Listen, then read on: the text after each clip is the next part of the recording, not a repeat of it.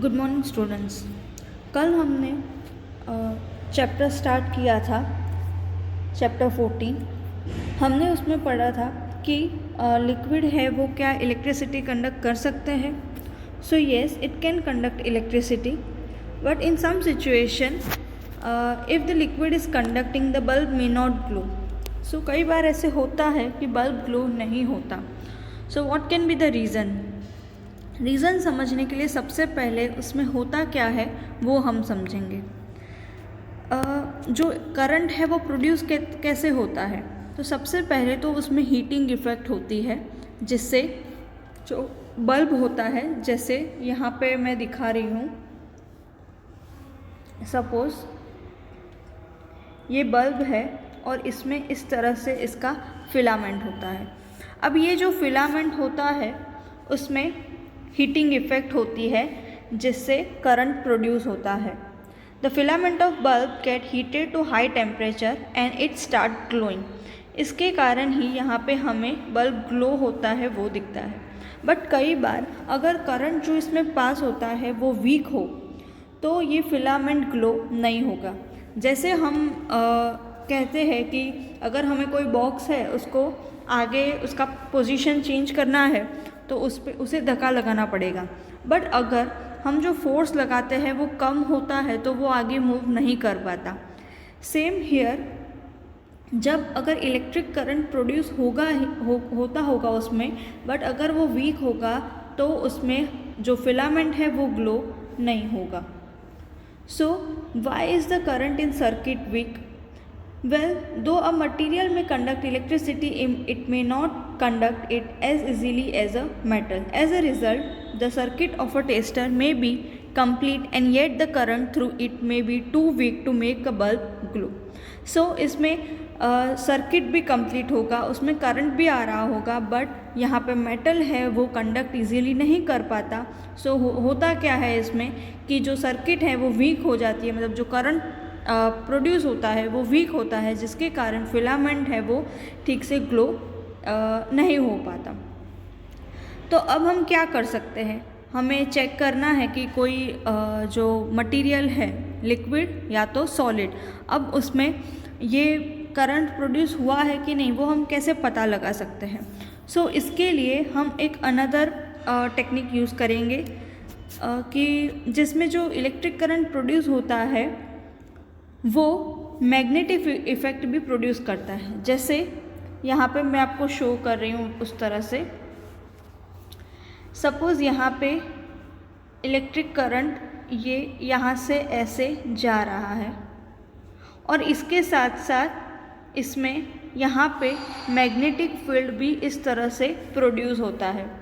यहाँ पे ये दो जगह मैंने दिखाई है, यहाँ पे ये दो के बीच में ये पूरा इस तरह से मैग्नेटिक इफ़ेक्ट प्रोड्यूस होता है, इस तरह से।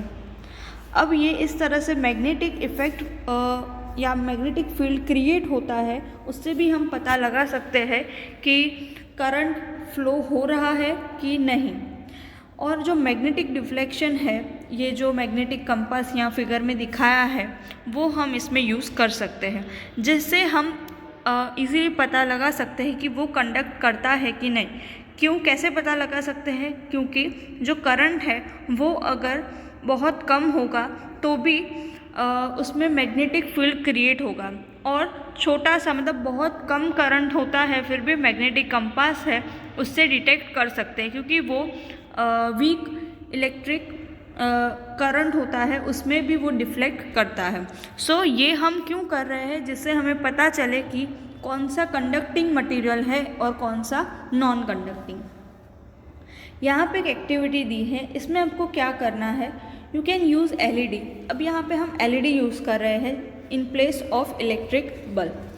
सो क्यों ऐसा कर रहे हैं, तो इलेक्ट्रिक बल्ब उसे ज़्यादा इलेक्ट्रिक करंट चाहिए, बट जो एलईडी है वो वीक इलेक्ट्रिक करंट पे भी ग्लो हो सकती है। यहाँ पे एक चीज़ याद रखनी है कि अगर आपने एलईडी ली है, जैसे यहाँ पे हमने 3 एलईडी ली है, 1, 2 एंड 3।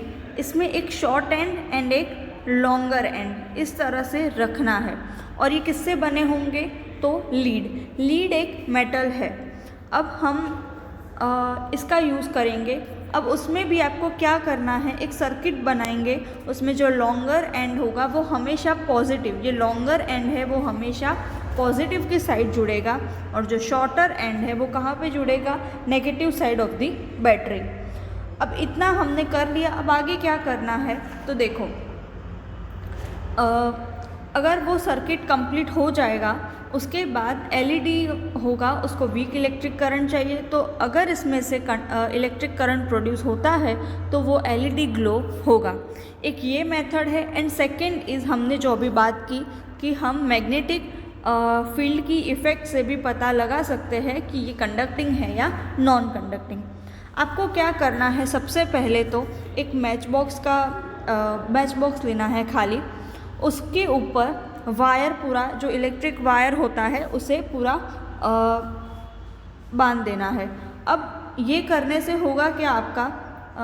देखो, सपोज़ ये इस तरह से हमने लिया है मैच बॉक्स, इसके सराउंडिंग मैंने इस तरह से पूरा कवर कर दिया वायर से। एंड यहाँ पे अंदर क्या रखना है आपको? मैग्नेटिक कंपास रखना है। अब हमने मैग्नेटिक कंपास रख दिया, उसके बाद उसका जो वन टर्मिनल है, ये इसका वन टर्मिनल है, वो वन साइड ऑफ बैटरी से ज्वाइन करना है एंड उसका एक टर्मिनल फ्री रखना है। उसके बाद हमें बैटरी का दूसरा टर्मिनल इस तरह से लेना है एंड उससे भी ऐसे दूसरा फ्री एंड निकालना है। अब इस तरह से हमने इसके फ्री एंड निकाले। उसके बाद आपको फर्स्ट क्या करना है? इन दोनों को जॉइंट करना है। इन दोनों को जॉइंट करेंगे तो पूरी सर्किट कंप्लीट हो जाएगी।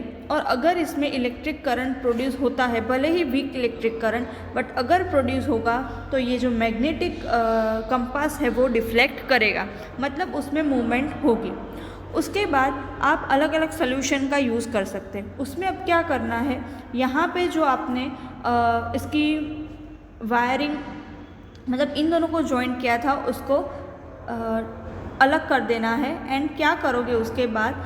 ये इस तरह से यहाँ फिगर में दिखाया है, उस तरह से आपको फिर अलग अलग सॉल्यूशंस में रखना है। सपोज़ यहाँ पे मैंने फर्स्ट लेमन का सॉल्यूशन लिया, फिर विनेगर का सॉल्यूशन लिया, देन अलग अलग सॉल्यूशन लेना है। और अगर उसमें कंडक्शन होता है, मतलब इलेक्ट्रिक करंट प्रोड्यूस होता है, वो मटेरियल अगर कंडक्टिंग है तो यहाँ पे हमें डिफ्लेक्शन शो होगा।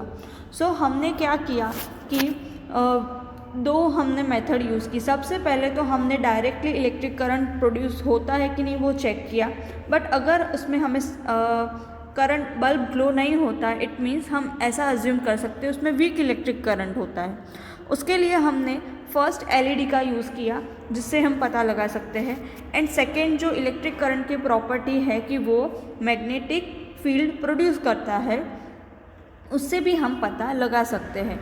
ये हमने क्यों मैग्नेटिक फील्ड का यूज़ किया? क्योंकि वो वीक इलेक्ट्रिक करंट में भी डिफ्लेक्शन शो करता है।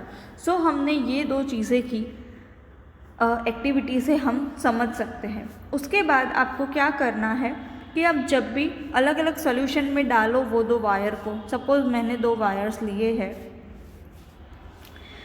बैटरी का इस तरह से, और हम एक सॉल्यूशन में डाल रहे हैं। सपोज़ मैंने एक सॉल्यूशन में डाल दिया, उसके बाद हमने उसका रिज़ल्ट ले लिया। उसके बाद हमें अगर दूसरे सॉल्यूशन में डालना है तो सबसे पहले इस एंड को वॉश करना है। वॉश करे बिना अगर आप लोग यूज़ करोगे तो उसमें एरर आएगा, इसीलिए हमें हर बार उसे वॉश करके यूज़ करना है। वॉश करके यूज़ करके आप अगर यहाँ पे कौन से लिक्विड कंडक्टिंग है और कौन से नहीं, वो हमें इसमें से फाइंड करना है। तो सबसे पहला लेमन जूस, वो डिफ्लेक्शन शो करेगा, it means it is good conductor. Then vinegar भी शो करता है। उसके बाद जो टैप वाटर आता है, रिमेंबर यहाँ पे टैप वाटर लिखा है। टैप वाटर होता है, उसमें हार्डनेस होती है, मतलब डिफरेंट मेटल्स प्रेजेंट होते हैं जो इसमें कंडक्ट करते हैं, इसीलिए वो भी एक गुड कंडक्टर होते हैं।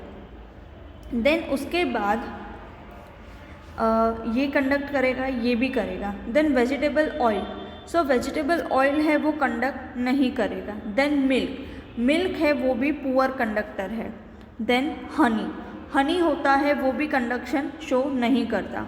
अगर उसके बाद आप डिस्टिल्ड वाटर लेते हो, यहाँ पे डिस्टिल वाटर, तो इसमें क्या होगा, डिस्टिल्ड वाटर है वो कंडक्शन शो नहीं करेगा। याद रखो क्यों शो नहीं करता, क्योंकि उसमें कोई भी हार्डनेस नहीं होती। अब हार्डनेस नहीं होगी तो कोई कंडक्शन वो शो नहीं करेगा। उसके बाद केरोसिन है वो भी शो नहीं करेगा। देन बटर मिल्क और सोडा ये शो करते हैं। सो आप लोग यहाँ पे जो ब्लैंक जगह है वहाँ पे आप लिख सकते हो कि डिस्टिल्ड वाटर शो नहीं करता, देन केरोसिन भी शो नहीं करता, उसके बाद बटर मिल्क सोडा वो दोनों शो करते हैं। आगे का हम नेक्स्ट लेक्चर में पढ़ेंगे। Thank you.